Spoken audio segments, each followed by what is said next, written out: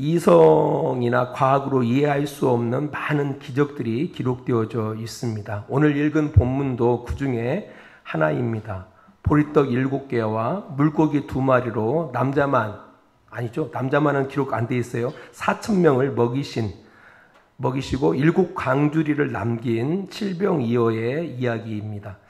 우리가 오병이어는 많이 들어봤을 겁니다. 보리떡 5개와 여기 나오네요. 보리떡 5개와 물고기 2마리로 남자만 5,000명을 먹으셨던 그 이야기를 오병이어라 하고요. 오늘 마가복음 8장에 있는 말씀은 칠병이어. 그러니까 보리떡 7개와 물고기 2마리로 4,000명을 먹이신 이야기. 칠병이어는 잘 여러분들이 들어보지를 못했을 겁니다. 근데 이제 마가복음에는 이 두 이야기가 다 등장합니다. 6장에서는 오병이어 이야기, 8장에서는 칠병이어 이야기. 이 사복음서에서도 보면은 마태복음에는 오병이어와 칠병이어가 등장하고 있습니다. 이야기가. 그러나 누가복음과 요한복음에는 오병이어 이야기만 등장하고 있습니다. 신학대학원 시험 문제입니다. 그게 신학대학원 시험 문제예요. 마가는 이 이야기를 기록하면서 이 이야기들을 2000년 뒤에 사람들이 보거나 읽고 들을 것이라고는 상상하지 못했을 겁니다. 이게 마가가 이 복음서를 기록하면서 마가는 그 당시에 이방인 기독교인들을 위해서 예수의 전기를 막 기록했거든요. 그 안에 이런 이야기가 담겨져 있었습니다. 담겼던 거예요. 기록했던 겁니다. 그러나 이 복음서가, 이 편지가 누구에게 2000년 뒤에 우리들이 읽고 보고 들을 것이라고는 꿈에도 생각하지 않았을 겁니다. 그래서 지금 시대의 사람들이 이 오병이어나 칠병 이야기를 들으면서 이해하기가 어려운 겁니다. 단순히 하나님의 아들 예수님께서 정말 능력 많구나 이렇게 이 이야기를 또 듣고 적용한다라는 것은 너무 저자의 의도하고는 멀리 나간 겁니다. 그러나 그 당시 시대의 사람들은 이 이야기를 들었을 때 잘 이해하고 있었어요. 또 자기의 삶 가운데 잘 적용하고 있었다라는 겁니다. 그러니까 우리 시대의 이 내용을 바라보면은 이 허무맹랑한 이렇게 많은 사람들이 반응하고요. 또 믿음 좋은 사람들은 역시 하나님은 대단해 이렇게 이제 반응할 건데 2000년 전에 이 칠병이어 이야기를 읽지는 못했을 거예요. 왜냐면은 이 내용을 다 갖고 있지는 않았기 때문에 듣는 그 초기 성도들은 이 말씀을 들었을 때 오병이어 이야기를 듣고 칠병이어 이야기를 들었을 때 이 이야기가 어떤 이야기라는 사실을 잘 알아듣고 적용했다라는 거예요. 그것을 추적해 나가야 돼요. 과연 우리의 시각에서 이 내용을 바라보면은 이상한 해석을 하고 이상한 적용으로 가는 거예요. 과연 2000년 전 초기 성도들은 이 오병이어와 칠병 이야기를 어떻게 들었을까? 그리고 어떻게 적용하고 있었을까? 어떻게 해석했을까? 이것을 이해를 해야 돼요. 그래야만이 성경이 이게 이런 이야기였구나라는 것을 깨달을 수가 있다라는 겁니다. 참 다행스러운 것은 2000년 초대교회 2000년 처음 교회 성도들의 반응을 알 수 있는 단초가 있습니다. 바로 요한복음입니다. 요한복음. 앞에서 말씀드렸어요. 요한복음에도 오병이어 이야기가 등장하고 있습니다. 기록되어져 있습니다. 우리 요한복음 6장으로 가보도록 하겠습니다. 요한복음 6장입니다. 우리 정신을 바짝 차리고 6장으로 가봅니다. 재밌어요. 6장 6절 말씀 봅니다. 신약성경 204쪽입니다. 6장 4절부터 볼까요? 마침 유대인의 명절인 유월절이 가까운지라. 유월절이 중요합니다. 유월절 아시죠? 이스라엘 백성들이 애굽에서 나올 때 마지막 재앙이 있었죠. 장자를 치는 재앙. 그 장자를 치는 재앙 가운데 하나님께서는 양의 피를 문설주에 바른 이스라엘 백성들을 피해 가십니다. 그 재앙이. 이제 그것을 통해서 애굽이 항복을 하죠. 항복하고 이스라엘 백성들을 내어놓습니다. 그 절기를 지키는 것이 바로 유월절입니다. 그때에 있었던 일이에요. 그때에 많은 사람들이 예수님을 따릅니다. 그들에게 예수님께서는 제자들에게 말합니다. 그들을 바라보면서 그들에게 먹을 것을 줘라 라고 하니까 빌립이 이렇게 말해요. 200데나리온. 이제 지금으로 보면 한 2천만 원 정도가 있어야만이 이들을 먹일 수가 있습니다라고 이야기합니다. 이때 예수님께서 이제 한 아이의 보리떡 5개와 물고기 2마리를 가지고서 축사하셔서 그들에게 나누어 주죠. 이게 이제 오병이어 이야기가 나와 있습니다. 이 이야기가 맞춰진 가운데에 보면은 이 이야기에 대해서 2가지의 반응들이 등장합니다. 첫 번째 반응입니다. 14절 말씀 봅니다. 요한복음 6장 14절. 그 사람들이, 그러니까 오병이어의 그 초자연적인 기적을 경험한 사람들이 예수께서 행하신 이 표적을 보고 말하되 이는 참으로 세상에 오실 그 선지자다 하더라라고 이야기하고 있습니다. 그 가운데 한 가지 반응, 어떤 반응? 야, 이분이야말로 하나님이 약속하신 그 선지자다. 그러니까 표적으로 본 거예요. 이 오병이어를 통해서 이 예수가 하나님이 약속하신 그리스도다라고 그들이 인정을 하게 됐다라는 겁니다. 첫 번째 반응. 네, 두 번째 반응입니다. 26절을 보겠습니다. 26절 우리 같이 읽습니다. 예수께서 대답하여 이르시되 내가 진실로 진실로 너희에게 이르노니 너희가 나를 찾는 것은 표적을 본 까닭이 아니요 떡을 먹고 배부른 까닭이도다라고 이야기하고 있습니다. 아무튼 이 오병이어의 그 초자연적인 기적을 행하고 나서 더 많은 사람들이 예수님을 따릅니다. 이 따름에 대해서 예수님이 뭐라고 말씀하시냐면은 이 일로 인해서 내가 하늘로부터 온 내가 하나님이 보내신 그 선지자다라는 이 사실을 믿고 따르는 것이 아니라 너희들이 단순히 그 오병이어의 그 초자연적인 그 기적을 보고 먹고 배불러서 나를 따른다라고 이야기하고 있는 겁니다. 2가지 반응에 대해서 이야기하고 있다라는 겁니다. 한 가지는 누가 기대했던 반응이에요? 요한이 기대했던 반응이죠. 또한 예수님께서 기대했던 반응이에요. 예수님께서 오병이어의 그 초자연적인 기적을 통해서 기대했던 것은 그들이 누구를? 예수를 하나님이 보내신 그 선지자로 믿기를 기대하고 그 일을 행하셨던 거죠. 요한도 마찬가지고 마가도 마찬가지인 거예요. 마가의 의도가 그렇다라는 겁니다. 반면에 잘못된 해석, 잘못된 일은 바로 뭐예요? 야, 저 예수만 따라다니면은 평생 배고플 이유 없겠구나. 그러니까 병을 고치니까 야, 예수만 따라다니면은 평생 병 때문에 고생 안 당하겠네. 죽은 자를 살리시는 그 예수님 바라보니까 저분만 따라가면은 죽지 않겠구나. 이렇게 적용하는 거예요. 그 사건에 대해서.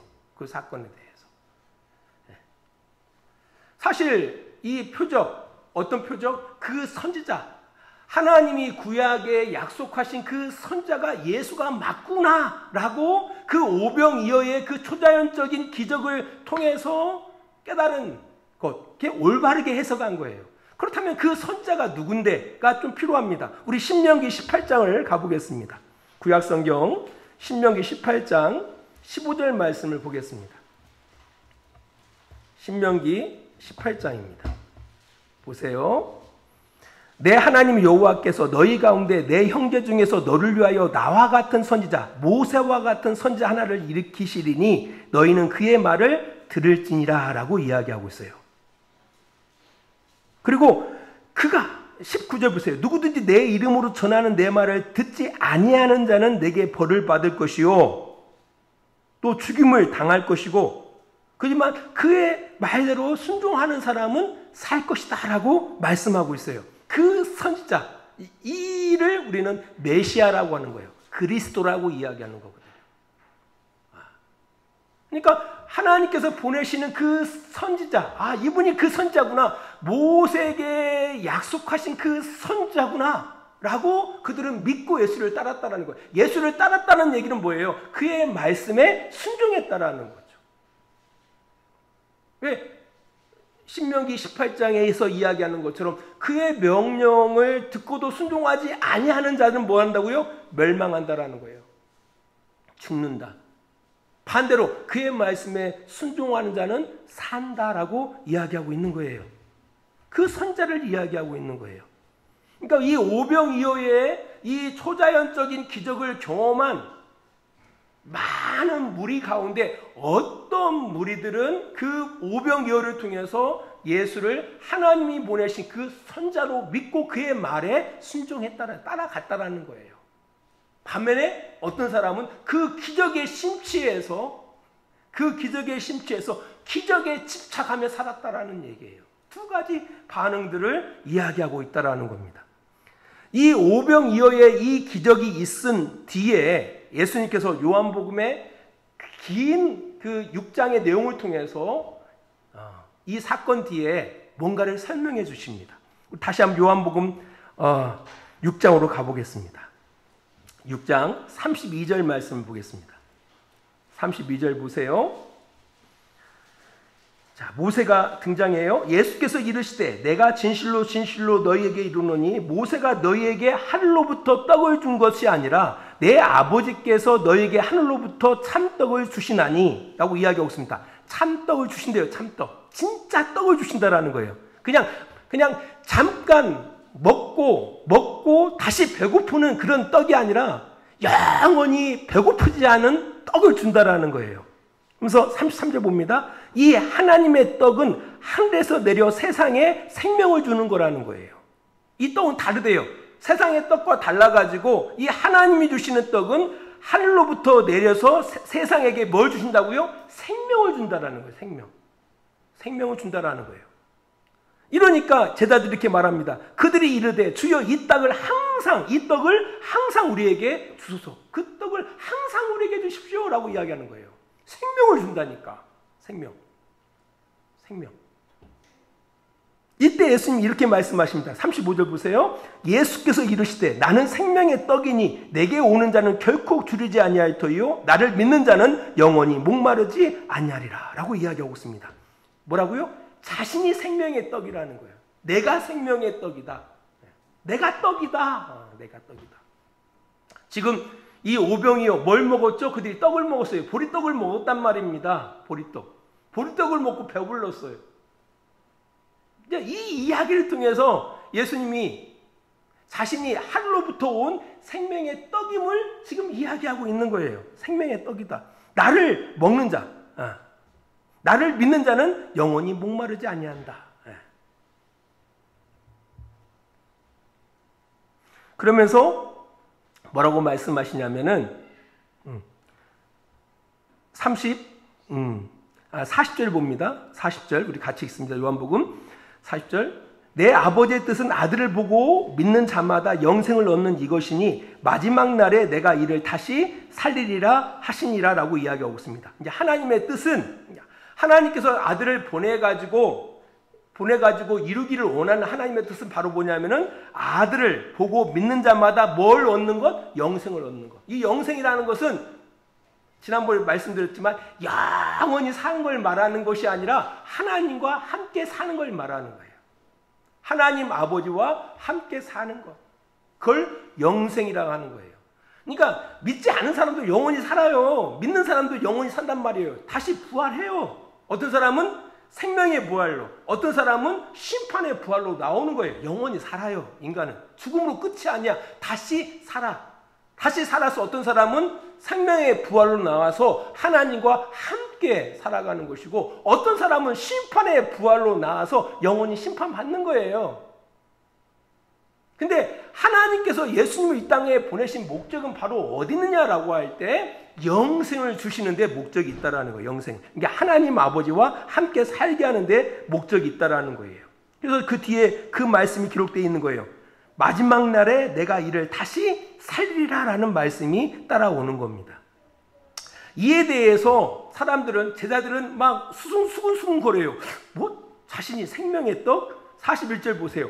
자기가 하늘에서 내려온 떡이라 하심으로 유대인들이 예수에 대하여 수군거리고 있었다고 성경은 이야기하고 있습니다. 좀 더 나아가서 47절 봅니다. 47절.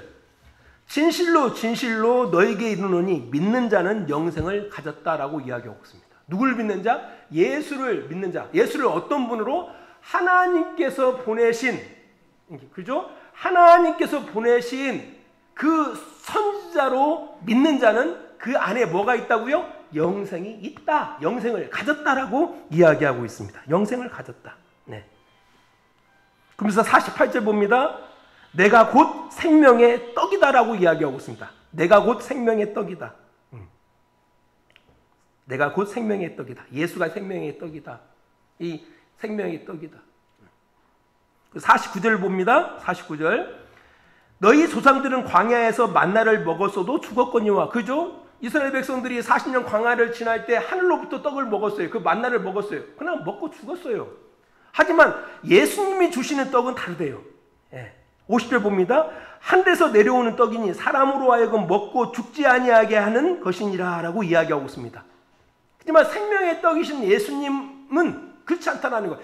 생명의 떡이신 예수님이 주시는 그 떡은 영원히 살게 한다는 거예요. 죽지 않는다라는 겁니다. 목사님 무슨 이런 이상한 거짓말을. 그런 얘기가 아니에요. 좀 더 가봅니다. 51절 봅니다. 나는 하늘에서 내려온 살아있는 떡이니 사람이 이 떡을 먹으면 영생하리라. 내가 줄 떡은 곧 세상의 생명을 위한 내 살이라 하시니라 라고 이야기하고 있습니다. 바로 내 살이 생명의 떡이다라고 이야기하고 있습니다. 우리가 성찬식의 그 빵이 뭘 의미합니까? 예수님의 살을 의미하는 것이고, 그 피가, 그 포도주가 뭘 의미합니까? 예수님께서 우리를 위하여 흘리신 그 예수님의 피를 의미하는 거 아닙니까? 그러니까 예수의 살과 예수의 피를 먹은 사람은 이미 그들에게 뭐가 있다는 거예요? 하나님의 생명이 있는 것이고 영생이 있다라고 이야기하는 겁니다. 53절 봅니다. 예수께서 이르시되 내가 진실로 진실로 너희에게 이르노니 인자의 살을 먹지 아니하고 인자의 피를 마시지 아니하면 너희 속에 생명이 없느니라. 54절 내 살을 먹고 내 피를 마시는 자는 영생을 가졌고 마지막 날에 내가 다시 그를 살리리라 라고 말씀합니다. 55절 내 살은 참된 양식이요 내 피는 참된 음료로다. 아까 하나님께서 예수님을 보내서 어떤 떡을 주신다고요? 참떡을 주신다고 했어요. 참떡. 참떡. 그러니까 예수 그 자체가 우리에게 양식이요. 음식이요. 예수 그 자체가 우리에게 왜요? 참된 음료라는 얘기예요. 참된 음료. 그래서 그것을 먹는 사람은 뭐래요? 영원히 살게 될 것이다 라고 말씀하고 있는 겁니다. 어렵죠? 어렵죠. 이게 도대체 무슨 얘기냐? 이게 도대체 무슨 얘기냐? 그것은 이제 그 뒤에 이제 보시면 알 수가 있습니다.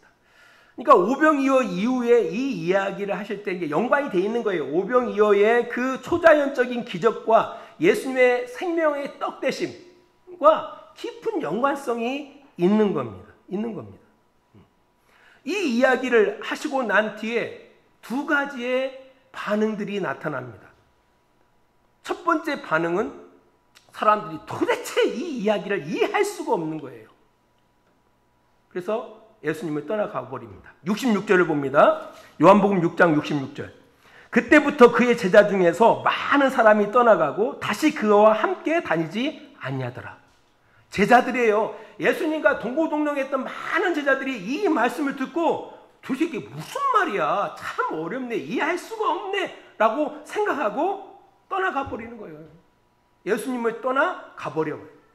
다시는 그와 함께하지 않았다라고 이야기하고 있습니다. 이에 대해서 예수님께서 12 제자들에게 말합니다. 너희도 가려느냐? 너희들도 나와 함께 하지 않고 떠나가려느냐라고 말씀하십니다. 이때 나서기를 좋아하는 베드로의 고백 보세요. 68절 봅니다. 시몬 베드로가 대답하되 주여 영생의 말씀이 주께 있사오니 우리가 누구에게로 가오리까? 라고 말합니다. 영생의 말씀이 당신에게 있는데 우리가 누구에게로 가겠습니까? 영생의 말씀이. 우리가 따라가야 할 그 말씀이 당신께로부터 나오는데 우리가 어디로 가겠습니까? 그러니까 우리가 예수의 살을 먹는다, 예수의 피를 마신다라는 것은 예수의 말씀대로 산다라는 얘기예요. 요한복음 15장 1절로부터 보면은 예수와 함께 거하는 사람이 바로 뭐예요? 말씀 가운데 살아가는 삶을 이야기하고 있는 거죠. 이게 두 가지의, 그러니까 어떤 사람 잘 이해하고 잘 이해한 가운데 반응이 나오고요. 적용이 나오고요. 잘못 이해한 가운데 또 적용이 나오는 거예요. 잘못 이해하고 있었기 때문에. 그냥 기적에 집착해서 기적을 따라 예수를 따라다녔기 때문에 그들은 결국 어떻게 해요? 떠나가는 거예요.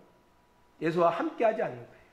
반면에 그 오병이어의 초자연적인 기적을 잘 이해했던 사람은 그걸 통해서 예수가 그 선자구나 라고 이해했던 사람들은 뭐예요? 그 말씀 통해서 이해했던 거예요. 이게 바로 말씀을 의미하는구나. 예수님께서 말씀하시는 그 말씀을 의미하시는 거구나. 그 말씀이 당신께 있는데 우리가 어디로 가겠습니까? 라고 반응하는 거예요. 이 두 가지를 이야기하는 거예요. 이게 이 오병이어에 대해서 그 초대교회 성도들이 어떻게 이해하고 있었고 어떻게 반응하고 있었는지를 이 요한복음에서 아주 디테일하게 설명하고 있는 겁니다. 지금도 수많은 사람들이 하나님의 일하심을 경험하고 주님 앞에 나와서 주님을 따른다고 합니다. 그런데 너무나 많은 사람들이 그 하나님의 일하심을 바라보고 잘못 이해해요.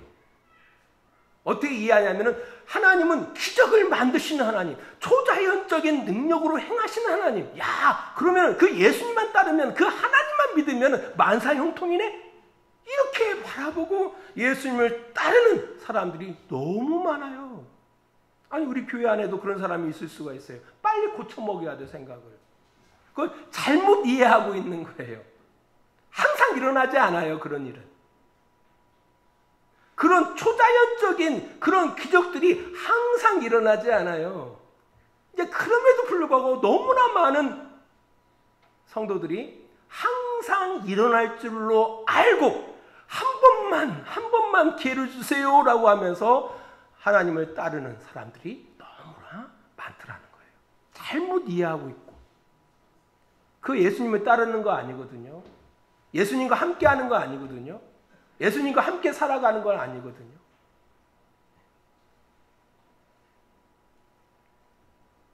여러분들은 어떤 거예요? 예전에 그 부흥성회를 하면은요, 동네방네 많은 사람들이 교회에 초청을 받아서 와요. 보면은 다 그 이슈가 그래요. 예수님께 나오면 만사형통이야. 모든 문제 해결한대. 자신 문제 해결하고, 건강 문제 해결하고, 돈 문제 해결하고. 이런 이야기예요. 잘못 이해하고 있는 거예요. 기적이 안 나타난다는 게 아니에요. 초자연적인 일이 일어나지 않는다라는 게 아니에요. 사실 여러분들이 예수를 믿는다라는 거, 하나님을 믿고 있다라는 그 자체가 초자연적인 거예요. 초자연적인 거예요. 왜 우리의 이성으로 설명할 수 없습니까? 여러분들이 하나님을 믿고 있다라는 거 어떻게 설명할 수 있습니까? 여러분의 이성으로 어떻게 설명할 수 있습니까? 만약 여러분이 그걸 설명할 수 있다 한다라면, 설득할 수 있다 한다라면 전도할 필요가 있습니까? 그냥 말로 해가지고 다 설득해서 그게 안 되는 거거든요. 그래서 기억해야 할 것은 특별히 이 오병이어의 이 이야기는 바로 이 땅에 오셔서 자기의 몸과 피를 주어 먹게 하시는, 그로 인하여 생명을 얻게 하시고 영생을 주시는 그 이야기로 이 오병이어가 뭐하고 있다라는 거예요? 이해되어지고 있었다라는 얘기예요. 이 오병이어가. 이것을 이해할 때 칠병이어도 우리가 깨달을 수가 있어요. 똑같은 얘기예요. 칠병이어도. 우리가 그 오병이어를 행할 때 한번 상상해 보세요. 예수님께서 그 보리떡을 떼서 줍니다. 떼서. 일일이 나누어 주시죠. 자기 몸을 나누시는 거죠. 나누시는 거죠. 나누시는 거죠. 이 의미를 잘 생각해 보세요. 칠병이어도 같은 이야기입니다. 자, 그렇다면은 한 번 더 생각해 보아야 할 것이, 그들이 오병이어의 이 초자연적인 기적을 바라보면서 그들은 뭘 생각했을까? 이 땅에 생명의 떡으로 오셔서 우리에게 생명을 주시는 그 예수님의 이 이야기를 그들은 생각했다는 거예요. 생각을 하고 있었다는 거죠. 초대 교회 성도들은 기적에 그들이 집착했던 것이 아니라 이 땅에 생명을 주기 위해서 이 땅 가운데 오셔서 철저하게 십자가에서 죽으시고 흘리신 예수 그리스도를 기억하는 거예요. 예수 그리스도를 기억하는 거예요. 칠병이어도 마찬가지예요. 그렇다면 이해 안 가는 것이, 누가복음이나 요한복음은 오병이어 한 사건만 기록했는데 왜 마가복음은 두 번이나 오병이어의 이야기나 칠병이어의 이야기, 같은 이야기인데 왜 이것을 기록했을까? 여러분 궁금하지 않습니까? 궁금하면 500원 주세요. 궁금하죠? 이 마가복음 6장의 오병이어는 갈릴리 해변 중심의 특별히 유대인들이 사는 땅에서 이루어진 초자연적인 기적이에요. 반면에 마가복음 8장은요, 갈릴리 해변 주변에 이방인들이 사는 곳에서 이루어진 사건이에요. 요 정도 딱 했을 때, 이게 이런 얘기구나, 이렇게 생각하시는 분들은 신학하셔야 돼요. 그것이 생각 안 되시는 분은 그냥 성도하시면 돼요. 그렇게 하시면 돼요. 우리 마가복음 7장을 가봅니다. 마가복음 7장 24절 말씀 보겠습니다. 7장 24절, 예수께서 일어나서 거기를 떠나 두로 지방으로 가서 한 집에 들어가 아무로 모르게 하시려 하나 숨길 수 없더라. 여기 보니까 두로라는 지역이 등장하고 있습니다. 이 두로 지역. 31절 봅니다. 예수께서 다시 두로 지방에서 나와 시돈을 지나고 데가볼리 지방을 통과하여 갈릴리 호수에 이르시매라고 이야기하고 있습니다. 근데 갈릴리 호수가 광범위하거든요. 그 가운데 유대인들, 이스라엘 땅이 있고요. 이방, 두로와 시돈과 데가볼리, 그러니까 이런 이방 땅들이 있었던 거예요. 특별히 이 칠병이어는 이방 땅에서 이루어진 사건이에요. 앞에서 이야기했던 것처럼 이 오병이어와 칠병이어는 뭘 의미한다고요? 이 땅에 오셔서 그 선자, 하나님이 약속하신 그 선자로 오셔서 이 땅 가운데서 자기의 몸을 주신, 자기의 피를 주신 그 구속사적인 그 예수 그리스도의 사역을 이야기하고 있는 거예요. 이것이 유대인들뿐만 아니라 이방인들에게도 동일하게 하나님께서는 예수님을 통해서 생명을 주신다라는 얘기예요. 영생을 주신다라는 거예요. 이 이야기를 하고 싶었던 거예요. 누가? 마가가. 왜요? 지금 마가는, 이 마가복음 누구를 대상으로 한 복음서예요? 이방인들을 대상으로 한 복음서예요. 마태는요, 유대인들을 대상으로 한 복음서예요. 그 당시 초대교회에는 이방인들과 유대인들이 함께 섞어져 있었어요. 문화와 다르고 생활 방식이 다른 그들이 함께 모였을 때 어떻게 했을까요? 항상 좋았을까요? 아니, 갈등하고 있었던 거죠. 갈등하고 있었던 거예요. 갈등하는 그 교회 공동체를 향해서 하나님께서는 마가를 통해서, 하나님께서는 마태를 통해서 말씀하시는 거예요. 그 하나님의 긍휼히 여기심은 유대인뿐만 아니라 이방인에게도 동일하다라고 말씀하고 있는 겁니다. 그래서 이 오병이어의 그 이야기를 바라보면, 칠병이어의 이야기를 바라보면 그 동기가 어디서부터 나오죠? 불쌍히 여김에서부터 나오는 겁니다. 유대인들도 예수님께서 불쌍히 여기셨어요. 또한 이방인들도 예수님께서 어떻게 여기셨어요? 불쌍히 여기셨다라는 겁니다. 또 재밌는 것은 오병이어나 칠병이어나 그들이 배불리 먹어요. 배불리 먹었다라고 성경이 이야기하고 있어요. 풍성한 거예요. 하나님께서는 유대인을 향해서도 어떻게 해요? 풍성하게 사랑하시고 또한 이방인을 향해서도 풍성하게 사랑하시더라는 거예요. 또 재밌는 것은 딱 맞춰진 게 아니라 오병이어를 통해서는 12강들이, 칠병이어를 통해서 7강들이 남았어요. 차고 넘치는, 그죠? 차고 넘치는 그 예수님의 그 은혜에 대해서 이야기하고 있는 거예요. 유대인들 뿐만 아니라 이방인들에게도. 야, 이놈들아, 예수님께서는 유대인만 사랑하시는 분이 아니라 이방인도 사랑하시는 분이다. 모두가 너희는 다 하나님의 한 자녀인 것을 말씀하고자 하는 겁니다. 그래서 마가복음에도 이 칠병이어의 이야기가 등장하고 있고, 유대인을 대상으로 한 이 마태복음에도 어떻게 해요? 유대인들한테 그 얘기를 하는 거죠. 야, 유대인들도 하나님이 사랑하셔. 비록 그들이 예수를 십자가에 못 박았지만 그럼에도 불구하고 하나님께서는 유대인도 사랑해요. 이방인 기독교인들한테는 그렇게 이야기하는 거죠. 또한 유대파 기독교인들한테는 어떻게 해요? 너희들이 선민의식을 갖고 있는데 그렇지가 않아. 예수님께서는 이방인도 사랑하셔. 그래서 마가복음에도 이 칠병이어 이야기가 나와 있고 마태복음에도 이 칠병이어 이야기가 등장하는 겁니다. 기가 막히지 않습니까? 그랬더니 마음속으로 속벽을 탁 치는 거예요. 아, 이게 이래서 이게 있는 거구나. 그냥 써진 것이 아니구나. 네. 로마서 10장 12절은 이렇게 말하고 있습니다. 유대인이나 헬라인이나 차별이 없느니라.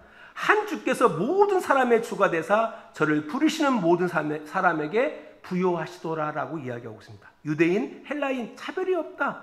한 주께서, 하나님께서 모든 사람의 하나님이 되사 저를 부르는 모든 사람에게 부요하다라고 말씀하고 있는 겁니다. 고린도전서 12장 13절을 이렇게 이야기하고 있습니다. 유대인이나 헬라인이나 종이나 자유자나 다 한 성령으로 침례를 받아 한 몸이 되었고 다 한 성령을 마시게 하였느니라. 다 하나다라고 말씀하고 있는 겁니다. 갈라디아서 3장 28절은 이렇게 이야기하고 있습니다. 너희는 유대인이나 헬라인이나 종이나 자유자나 남자나 여자나 없이 다 그리스도 예수 안에서 하나이니라. 모두가 다 그리스도 예수 안에서 한 몸이다. 하나다라고 말씀하고 있는 겁니다. 말씀의 결론을 맺습니다. 오병이요, 칠병이요, 단순히 초자연적인 기적을 이야기하고 있지 않아요. 그 속에서는 바로 생명의 떡으로 오셔서 우리에게 생명을 주시는 바로 그 예수님의 그 사역이 그 안에 묻어 나오는 겁니다. 묻어 나오는 겁니다. 그 표적을 통해서 그들은 누구를 믿었어요? 예수를, 그 선자도 믿고 그를 따랐던 거죠. 단순히 그 기적에 그들은 집착하지 않았다는 걸, 그걸 기대하지 않았어요. 마가복음을 기록한 마가는 그걸 기대했던 것이 아니에요. 그걸 통해서 생명을 주시는 예수 그리스도를 그들이 알기를 기대했다라는 거예요. 영생을 주시는 예수 그리스도를 그들이 알기를 원했다라는 겁니다. 그래서 그 예수를 살기를 원했던 거예요. 예수의 피를 먹는다, 예수의 살을 먹는다라는 것은 예수를 산다는 얘기예요. 결론적으로 이야기하면서 이걸 누가 나눠주죠? 그 생명을? 제자들에게 말씀하시잖아요. 나누어주라고, 너희들이. 지금 이 시대를 살아가는 우리 성도들에게 주님이 주시는 명령 중에 하나가 바로 뭐예요? 너희들이 그 생명을 나누어줘라. 나누어줘라. 나누어주는 삶. 생명을 나누어주는 삶.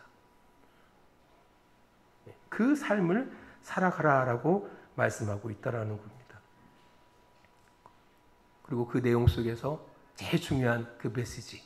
너희는 그리스도 안에서 하나다. 하나다. 나누어지지 마라. 너희는 그리스도 안에서 하나다. 한 가족이다. 한 성도다라고 말씀하고 있는 겁니다. 기도하겠습니다. 하나님 아버지 감사합니다.